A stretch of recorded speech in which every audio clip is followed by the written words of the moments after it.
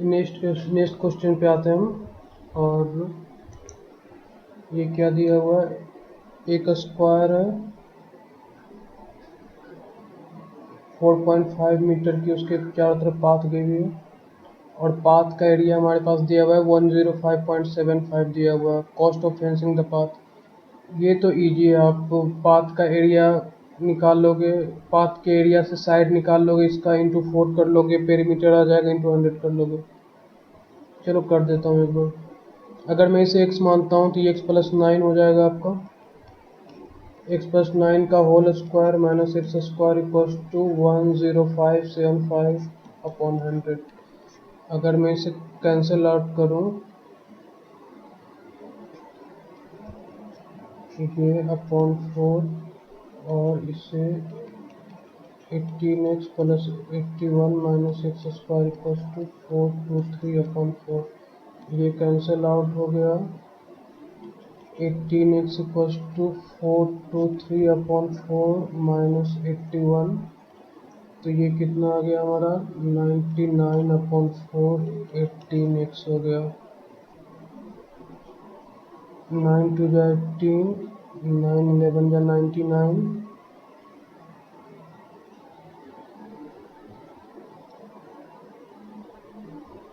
99 हो गया हमारे पास। और ये तो ये x इक्वल्स टू 11/8 आ गया, x इक्वल्स टू 11/8 आ गया हमारा। ठीक है, बस हो गया। और क्या, पेरीमीटर निकाल के उससे आप 100 से मल्टीप्लाई कर लो। ये साइड आ गया 11/8, इसका पेरीमीटर आ जाएगा 4 इंटू 100। अगर मैं कर लेता हूँ तो 4 2 जा 8, 50, 11 into 50 550। Next question. In a manufacturing unit, it was noted that the price of raw material has increased by 25% and the labor cost has gone up from 30% of the cost of raw material to 38% of the cost of raw material. What percentage of consumption of raw material be reduced to keep the cost the same as that before the increase? Okay, इसे step by step मैं करूँगा। Exam में कैसा approach होता है मैं आपको उसी तरीके से करते हुए बता रहा हूँ। ऐसा भी नहीं कि मैंने ये सारे क्वेश्चन पहले कर रखे हैं, अभी आपके सामने ही कर रहा हूँ मैं, तो थोड़े थोड़े मेरे मिस्टेक हो रहे हैं, तो मैं समझाता हूँ कि it was the price of raw material जो है 25% से बढ़ गया है। तो रॉ मटेरियल का प्राइस पहले 100 होगा, फिर ये 125 हो गया होगा। इसे मैं 4-5 कर लेता हूँ थोड़ा इजी करने के लिए, कैंसिल आउट मैंने इसे कर लिया है। ये रॉ मटेरियल है और ये 30% बढ़ गया, और ये and the labour cost has gone up from 30% of the cost of raw material. इस रॉ मटेरियल्स के 30% से बढ़ गया है, तो ये 52 हो जाएगा। 30% इसका इंक्रीमेंट 52 हो जाएगा। 30 इंटू 130 इस तरीके से आपको लेना। एंड 50 इंटू इसे मैं अगर करता हूँ तो 52 जा ये 19 से बढ़ेगा, तो ये 69 हो जाएगा। ये आप समझ रहे हो ना, 50 से ये 38% इंक्रीज है। मैं डायरेक्ट कैलकुलेट कर दे रहा हूँ, आप वो करके देख लेना। 38 50 इंटू 138/100 आप करोगे तो आपको इतना हो जाएगा, तो 17 हो गया। तो क्या कह रहा है, अच्छा ये 17, ये कुछ अलग है, डिफरेंस नहीं कह रहा। अब क्या कह रहा है हमारा, what percentage the consumption of raw material be reduce to keep the cost as same as before. अच्छा, इसमें देखो आप ये वाला कंसेप्ट लग रहा है, expenditure equals to price into consumption होता है। अगर आपने एक्सपेंडिचर को जो है सेम कांस्टेंट रख दिया तो प्राइस और कंजम्पशन एक दूसरे का इन्वर्सली प्रोपोर्शनल हो जाएंगे। ये आप समझ रहे हो, अगर ये कांस्टेंट है तो अगर ये बैलेंस इसे रखना है तो इसमें कमी करोगे तो इसमें घटाना होगा, इसमें बढ़ाओगे तो इसमें घटाना होगा। तो ये आपका कंजम्पशन क्या हो जाएगा, आपका क्या कह रहा है, कंजम्पशन कितना घटाना चाहिए। एक्सपेंडिचर तो कांस्टेंट है, तो रॉ मटेरियल जो आ गया तो कंजम्पशन उसका उल्टा आ जाएगा, 69 52। तो ये 17/69 इंटू 100 कर लो, हो गया। और क्या, इसे मैं डिवाइड कर लूँ 1700 से, 138 2 हो गया, 3 हो गया, 0 हो गया, 4 से मैं लेकर जाऊँ ये 4 ही दिख रहा है, 6 चौक 24, 5 से कटेगा नहीं, 6 से कटेगा 24.6%। आप ये समझ गए ना, ये पहले रॉ मटेरियल का कॉस्ट 100 था, 25% बढ़ गया। अब ये क्या कह रहा है कि 30%, अब ये जो लेबर कॉस्ट है वो 30 रॉ मटेरियल का 30% से आपका बढ़ के 38% हो गया। तो ये इसी में आप दो कैलकुलेट नहीं करोगे, पहले 30% बढ़ा और उसके बाद जो बढ़ा हुआ रॉ मटेरियल था उसमें 38% बढ़ा। तो ये 30% बढ़ के 52 हो गया और बढ़े हुए वाले में से वापस से 38% बढ़ा तो ये 69 हो गया। और ये क्या कह रहा है कि जो जितना पहले कॉस्ट था, मतलब पहले जितना एक्सपेंडिचर था, बाद में भी लास्ट में भी उतना ही एक्सपेंडिचर है। तो ये मुझे कांस्टेंट रखना है। अगर मैं इसे कांस्टेंट रखता हूँ तो ये दोनों एक दूसरे का इन्वर्सली प्रोपोर्शनल हो जाएगा। तो जो रॉ मटेरियल का जो कॉस्ट आ रहा है कंजम्पशन में, उसका अपोजिट हो जाएगा। यहाँ 69 आ जाएगा, यहाँ 52 आ जाएगा। तो कितना परसेंटेज पूछ रहा है हमारे से, तो 17 का डिफरेंस आ रहा है। परसेंटेज इस पे निकालेंगे, पहले बेस ये था तो आपको 24.6% आ जाएगा। और ये क्या कह रहा है, two common tangents AC and BD touch two equal circles each of circle 7 centimeter at point ACBD respectively as shown in the figure. If the length of BD is 48 centimeter, what is the length of AC? Okay, ये इस तरीके से question है आपका। ये एक common tangent हो गया और ये आपका एक ट्रांसवर्स कॉमन टेंजेंट। ये ए बी, ये ए सी है, सॉरी ये बी है, डी है। ये आपका डायरेक्ट कॉमन टेंजेंट हो गया AC, और BD आपका ट्रांसवर्स कॉमन टेंजेंट हो गया। तो आपको ये R दिया हुआ, अगर यहाँ पे तो R सिमिलर है, अगर आपको R अलग भी दिया हुआ है तो आपको याद रखना है कि यहाँ पे डायरेक्ट कॉमन टेंजेंट का square minus transverse common tangent का स्क्वायर इक्वल्स टू क्या होता है आपका 4R1 R2। अगर आपको अलग अलग R भी दिया हुआ है तो आप कैलकुलेट कर लोगे। AC हमें निकालना है, AC स्क्वायर निकालना है हमें। और BD कितना दिया, AC स्क्वायर माइनस BD 48 का स्क्वायर 4 इंटू 7 इंटू 7। तो AC कितना हो जाएगा हमारा, 7 4 जा 28, 28 7 जा 196। AC इक्वल्स टू 196 प्लस 48 का स्क्वायर आपका होता है 2304, 2304। देखो मुझे तो स्क्वायर याद है, ये मैं एक बार बता दे रहा हूँ। 6 4 10 में भी 2500, 2 1 3 1 4 2500 हो जाएगा। AC स्क्वायर ये 2500 हो जाएगा। तो AC कितना आ जाएगा आपका 50। ये आपका बता, आपको स्क्वायर याद रखना है। सर यहाँ पे मुझे डायरेक्ट याद था 48 का, तो 2304 इतना हो गया। 49 का आपका स्क्वायर होता है 2401 होता है आपका। जैसे आप 44 का होता है 1936 होता है। 45 का 2025 होता है आपका। तो इस तरीके से आपको स्क्वायर याद रखना है। 47 का 2401 होता है। मतलब मुझे स्क्वायर ये सब याद है तो मैं खुद से लिख रहा हूँ। 1 से 50 तक मुझे स्क्वायर याद है, हर किसी को याद होना चाहिए। तो आप डायरेक्ट कैलकुलेट कर लोगे, ऐसे आपको मल्टीप्लाई करना पड़ेगा एग्जाम में। The price of petrol shoot up by 5%. Before the hike, the price was 82 per liter. A person travels 3045 km every month and his car gives a mileage of 15 km per hour. Kilometre per hour तो वो कितना 3045 upon 15, कितना litre of petrol लगा रहा होगा, 203 litre of petrol लगा रहा होगा। इतना माइलेज दे रहा है, इतना किलोमीटर जा रहा है, तो इतना पर लीटर पेट्रोल लग रहा होगा। What is the increase in the monthly expenditure on the man's travel due to hike in petrol price. Petrol price पे हाइक पे क्या उसका इफेक्ट पड़ेगा एक्सपेंडिचर पे। तो मैं देखता हूँ कि पहले ये 203 लीटर ये पहले खपत कर रहा था, ठीक। 82 पहले प्राइस था, ठीक, अर्लियर था इतना ओल्ड। और न्यू अब ये क्या कर रहा है 203, अब ये 82 जो है 5% बढ़ गया, 105 बटा 100 हो गया आपका। तो बस ये दोनों को माइनस कर लो और क्या हो। 203 इंटू 82 मैंने कॉमन ले लिया तो ये 21 हो गया और ये 20 हो गया। तो ये कितना हो गया 1/20 आ गया हमारा, 1/20 आ गया। और अगर मैं इसे ये करता हूँ मल्टीप्लाई करता हूँ 20382 में मल्टीप्लाई करता हूँ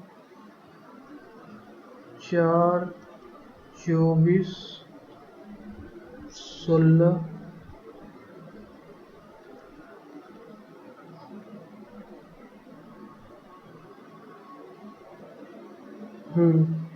अपॉन में 20 डाल देता हूँ, ये कैंसिल आउट हो जाएगा। ये 10 8 अगर मैं करता हूँ तो ये 8 हो जाएगा, 3 हो जाएगा, 2.3 नियरेस्ट पूछ रहा है तो 823 आपका आंसर हो जाएगा। 823 हो गया। बस कुछ नहीं करना था, पहले 203 लीटर खर्च हो रहा था, पहले 203 लीटर का 82 रुपीज़ था, 82 रुपीज़ बढ़ के इतना हो गया, एक 5% से बढ़ गया, मैंने माइनस करके निकाल लिया कितना आप खर्च है उसकी वृद्धि हुई है। ये क्वेश्चन देखते हैं, ये काफ़ी लेंथी क्वेश्चन है और हो सकता है प्री में तो ऐसा आता नहीं था, हमेशा आपको ये सब एमटीएस वगैरह में आता था, इस बार प्री में दे दिया है तो हो सकता है मेंस में भी आ जाए। इसका मैं मेथड बताता हूँ आपको कि किस तरीके से करते हैं। इस पर 2 तरीके का क्वेश्चन आया हुआ है प्री में, दोनों काफ़ी अच्छा क्वेश्चन है तो मैं बता दे रहा हूँ आपको कैसे करते हैं। ये क्लास एवरेज पूछ रहा है, जब भी हिस्टोग्राम का क्वेश्चन आता है तो हम एवरेज लेके चलते हैं। इन दोनों का एवरेज देखो 30 और 40, थोड़ा सा छोटा इमेज है तो थोड़ा एडजस्ट करना आप लोग। 30 + 40 अपॉन 2, एवरेज इसका लिया मैंने 35 × 10, ये सम आ गया, पहले का आ गया। इसका फिर एवरेज लूंगा इंटू दिस, इसका एवरेज लूंगा इंटू दिस, इसका एवरेज लूंगा इंटू दिस। उसके बाद जितना आएगा, जैसे ए बी सी डी आ गया तो वो सब कुछ सम कर दिया मैंने, A B C D dot dot dot upon ये जितना सम है आपका, ये जितना सम है वो मैं नीचे लिख दूंगा, तो ये आपका एवरेज आ जाएगा। आप इसे कर लेना, ये करने में 2 पेज जाएगा।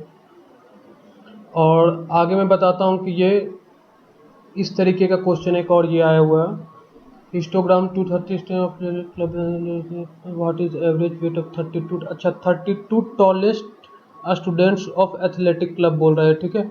तो यहाँ मैं देखता हूँ कि 32 ये 20 है और ये 12 है, ठीक है। 32 यहाँ पे आ रहा है, ठीक। तो इसका बेसिक मेथड वही है, 160 है ये और ये 165 है। इसे मैं थोड़ा जूम करने की कोशिश करता हूँ। ये 160 है और ये 165 है, ठीक। तो इसका मैं एवरेज लूँगा 160 + 165 अपॉन 2, इसका एवरेज आ जाएगा हमारे पास 325 अपॉन 2, 162.5 आ जाएगा ये एवरेज हमारे पास, ठीक। अब मैं ये लिखता हूँ 165 + 170 अपॉन 2, अगर मैं लेता हूँ 335/2, 164.5 ही आ जाएगा।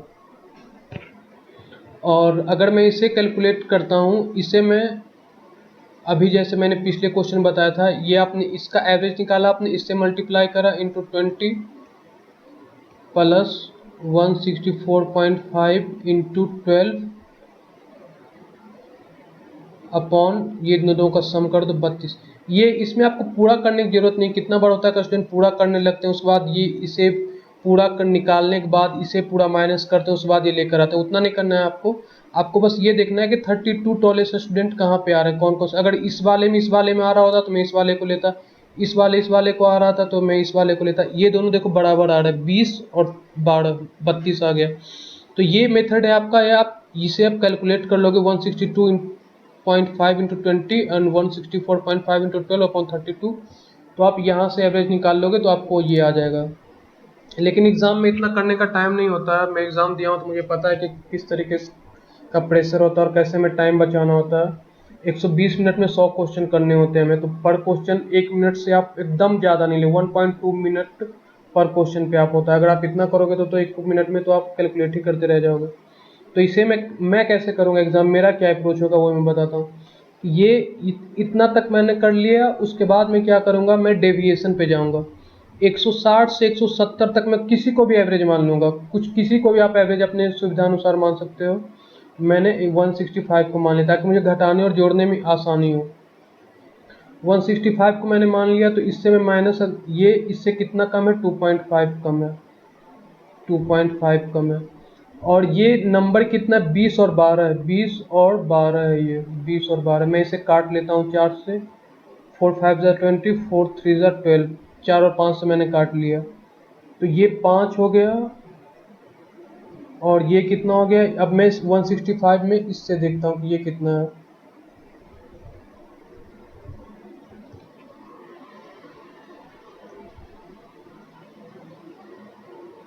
165 मैंने माना है तो ये कितना हो जाएगा, ये 0.5 हो जाएगा हमारा। 2.5 आ गया हमारे पास। इसे मैंने गलत कैलकुलेट कर लिया क्या, 5 7 6 13 3 16 167.5 आ गया। सॉरी यहाँ 167.5 आप कर लो।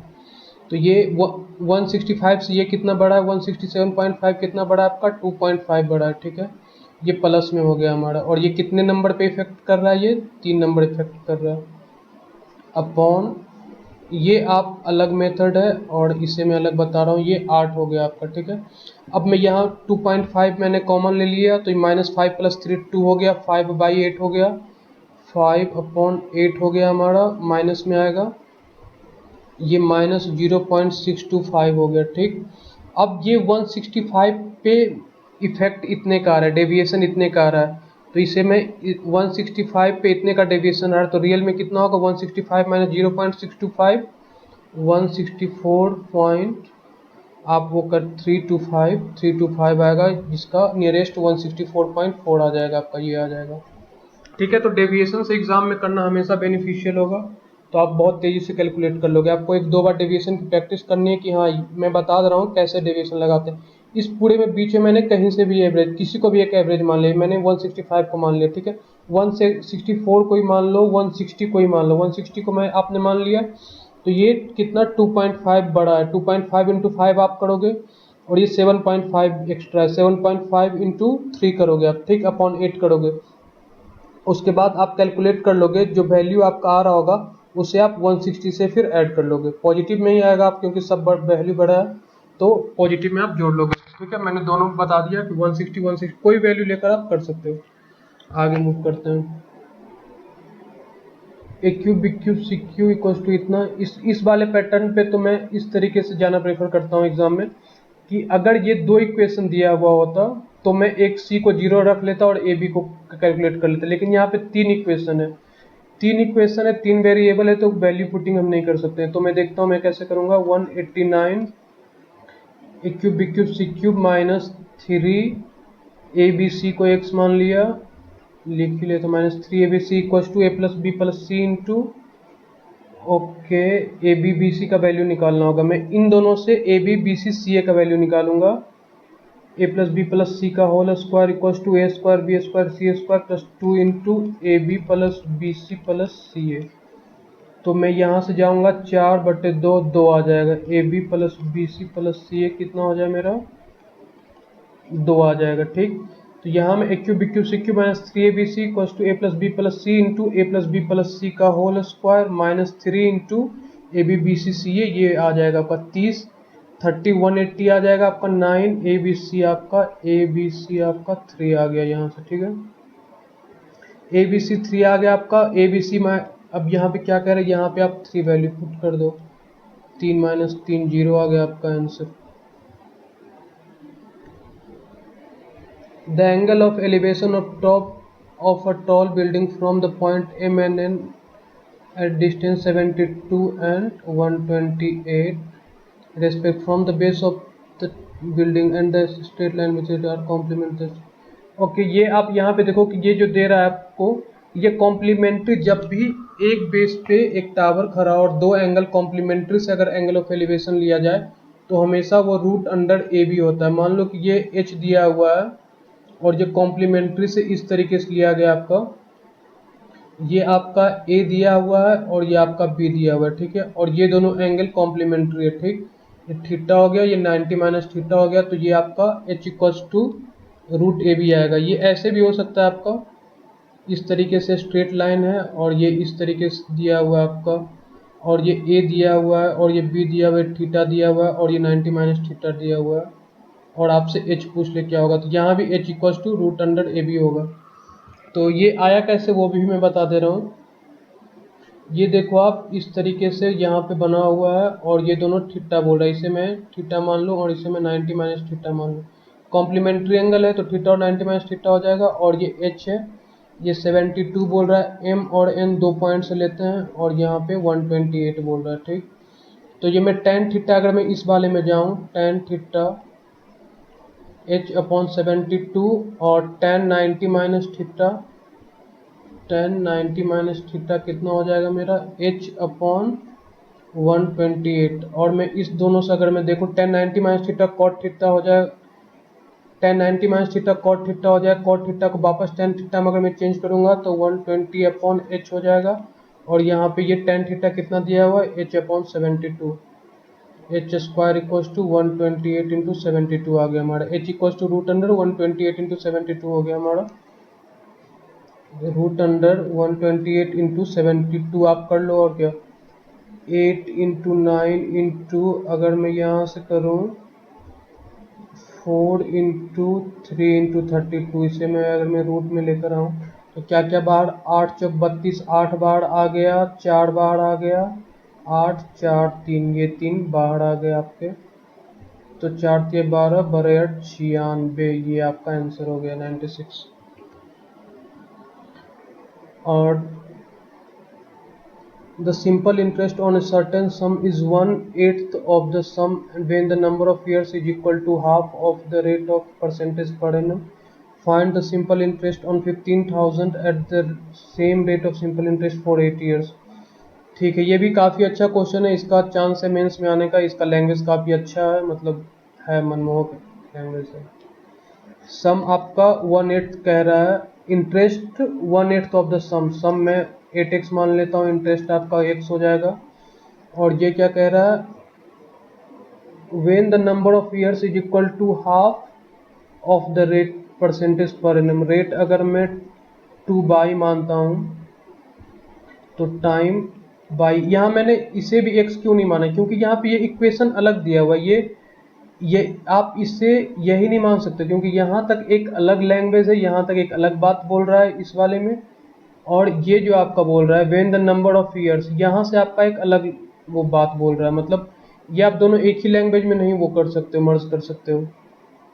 तो इस तरीके से मैं अगर मैं ये तो एक मेरा कंप्लीट आ गया। सिंपल इंटरेस्ट क्या होता है, interest equals to P into R into T upon 100 में करता हूँ, ये एक्स एक्स कैंसिल आउट हो जाएगा। By equals to by square equals to क्या आ जाएगा, 2 50 4 25, 25/4 5/2, 25/4 ये बाई 5/2 आ गया हमारा। ठीक है, अब तो रेट हमारा कितना आ गया, बाई 5/2 है, तो रेट कितना हो जाएगा, बाई 2 इंटू 5/2 अगर मैं करता हूँ तो रेट 5 आ गया। ठीक है, रेट हमारा 5% आ चुका है। ठीक, और ये क्या कह रहा है, find the simple interest on 15,000 at same rate of simple interest for 8 साल के लिए 5% कितना हो जाएगा, 40, 40 और 15 गुने 40/100, 60,000, 6,000 हो जाएगा। अब आप निकाल लो, प्रिंसिपल आपको 15,000 दे रखा है और टाइम आपको 8 ईयर दे रखा है। बस आप कैलकुलेट कर लो, अब इंटरेस्ट PRT बाय 100 कर लोगे तो आपको 6,000 आ जाएगा। इन अ क्वाड्रिलेटरल ABCD, ये तो काफ़ी इजी क्वेश्चन है। बाइसेक्टर BNCD, ये क्वाड्रिलेटरल है हमारे पास। In quadrilateral ABCD, okay, the bisector of C&D, ये बाइसेक्टर है। C&D meet at CED 57 degree बोल रहा है। ठीक है, A 47 डिग्री बोल रहा है। ठीक है, देन एंगल B का पूछ रहा है। इसमें आपको बस याद रखना है कि 1/2 इन दोनों का जो होता है आपका एवरेज होता है। यहाँ पे 1/2 angle A plus angle B equals to angle DEC। हर एक चीज़ का प्रूफ अगर मैं बताने लगूँ तो काफ़ी टाइम चला जाएगा, और ऐसे ही काफ़ी टाइम मतलब हो चुका है। अभी हम 25 क्वेश्चन भी शायद 1 1.5 घंटे में नहीं कर पाए। तो मैं ये आपको याद रखना है, और इसका प्रूफ से भी आपको कोई खास मतलब है नहीं, प्रूफ लेकर ही क्या करोगे। एंगल DEC 57 डिग्री हो गया। एंगल B इक्वल्स टू क्या हो जाएगा, 5 10 11 माइनस 47 अगर मैं कर लेता हूँ 7 हो गया, 10 में 4 गया 6, 67 डिग्री आ गया। A can complete 25% of work in 15 days. He works for 15 days and then B alone finishes the remaining work in 30 days. In how many days will A and B working together finish 50% of the same work? Okay. A can complete 25% of work in 15 days. तो total work कितना करेगा, 60 दिन में कर लेगा। 25% 1/4 15/1/4 कर लोगे तो 60 आ गया 60 डेज। प्री निकाला है तो आपको इतना नॉलेज होगा ही। He works for 15 days and then B alone finishes the remaining work in इतना। अब यहाँ से हम समझते हैं कि अब क्या खेल है। ए 60 दिन में, मैं इसे टोटल वर्क, अगर ए का एफिशिएंसी टोटल वर्क 60 दिन में करता है, ए का एफिशिएंसी ए मान, इसका इफिशियंसी वर्क इनटू टाइम होता है। Efficiency equals to work into time, ठीक है। तो ये वर्क अपॉन टाइम होता है कि कितने दूर दिन में, ये efficiency equals to work upon time होता है। Sorry, work equals to efficiency into time. तो टोटल वर्क कितना हो गया आपका, इफिशियंसी इनटू टाइम। ए का इफिशियंसी मैंने ए मान लिया और टाइम 60 हो गया, ठीक है। तो वर्क, अब मैं वर्क को इक्वेट कर दूंगा, ठीक है। Efficiency equals to work upon time होता है, work equals to efficiency upon time हो गया, ठीक। अब मैं देखता हूँ कि E works for 15 days, A 15 दिन काम करता है, ठीक। And then B alone finishes the remaining work in 30 days, B अकेले 30 दिन में बाकी काम को फिनिश करता है, ठीक। ये टोटल वर्क इतना दिन में 60 दिन में करता है, लेकिन अगर ये 15 दिन में काम करके जाता है तो फिर बी को करने में उसे 30 दिन लगते हैं। टोटल वर्क इक्वेट हो गया मेरा। अब मैं देखता हूँ कितना आ जाएगा। 45 ए अपॉन बी मेरे पास आ जाएगा 15 दूनी 30, 15 या 45, इतना हो गया टोटल वर्क में। ये इफिशियंसी मेरे पास आ गया, ए की इफिशियंसी 2, बी की इफिशियंसी 3, टोटल वर्क मेरे पास कितना हो जाएगा 60 इंटू 2 120। और अब क्वेश्चन में क्या कह रहा है, ए और B 50% of the work, 50% of the work A और बी, 3 और 2 5 में अगर लेके चलता हूँ 12 days. A cyclic quadrilateral ABC is drawn in a circle with center O. A and C are joined to O. Okay, अगर मैं ऐसे देखता, A cyclic quadrilateral is अच्छा, ये कुछ इस तरीके का क्वेश्चन है। देखो इसमें क्या कह रहा है कि एक साइक्लिक क्वाड्रिलेटरल है, ए बी सी डी, एक साइक्लिक क्वाड्रिलेटरल है। A and C are joined to O, मैं ए ओ यहाँ पे मान लेता हूँ। ए एंड सी बोल रहा है, ठीक है। ए यहाँ पे ओ लेके चलते हैं, ठीक है, थोड़ा अच्छा लगेगा ड्रॉ करने में। A and C are drawn to, ये स्ट्रेट लाइन नहीं है। अगर ए सी अगर ज्वाइन टू ओ होता, ज्वाइन टू ओ होता तो हम ये स्ट्रेट लाइन लेते, ठीक है। लेकिन ये ए और सी कह रहा है ज्वाइन टू ओ है। इसे मैं थोड़ा सा और क्लियर करता हूँ, इसे मैं थोड़ा और क्लियर करता हूँ। मैं इसे थोड़ा और आगे ले लेता हूँ, पॉइंट को थोड़ा ज़्यादा क्लियरिटी आएगी, उससे ज़्यादा स्ट्रेट लाइन लग रहा है। ये इस तरीके से होगा, ठीक है। ये स्ट्रेट लाइन नहीं है, यहाँ लैंग्वेज समझना है हमें। ये ए एंड सी, ए और सी ज्वाइन टू ओ है, ए को ओ से ज्वाइन किया और सी को, ए सी ज्वाइन नहीं है, ये ज्वाइन नहीं है, ए एंड सी ज्वाइन है, ठीक है। ए बी सी 2p हमारा है, ए बी सी ये 2p दे रखा है, ए डी सी 3p दे रखा है ये, ओके। 2p प्लस 3p कितना हो गया 5p equals to, cyclic quadrilateral हम जानते हैं अपोजिट एंगल का सम 180 डिग्री होता है, p इक्वल्स टू 36 डिग्री हो जाएगा हमारा। 5 3 जा 15, 5 6 जा 30 हो गया, ये आ गया हमारे पास। अब ए ओ सी का रिफ्लेक्स पूछ रहा है, ए ओ सी का ये आपका, ये 2p है हमारे पास, तो ये 36 2 जा 72, ये कितना आ जाएगा, ये वाला वैल्यू क्या आ जाएगा, या यहाँ पे मैं लेके चलूँ 108 में लेके चलूँ तो यहाँ पे कितना आ जाएगा, सेंटर पे 216, AOC का रिफ्लेक्स हमारा 216 आ गया।